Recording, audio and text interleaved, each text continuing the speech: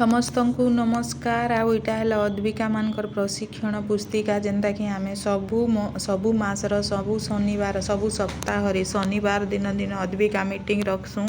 आउ से अद्विका मीटिंग रे काना सबु करसूँ सेंटर रे। देखो इटा है पुस्तिका प्रशिक्षण पुस्तिका।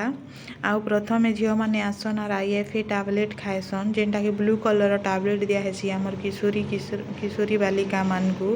तापर प्रशिक्षण पुस्तिका रे मास अनुसार टॉपिक अच्छे सेटा हमें बुझासूँ झील मान को पढ़ी कि प्रैक्टिकली भी कराहेसी।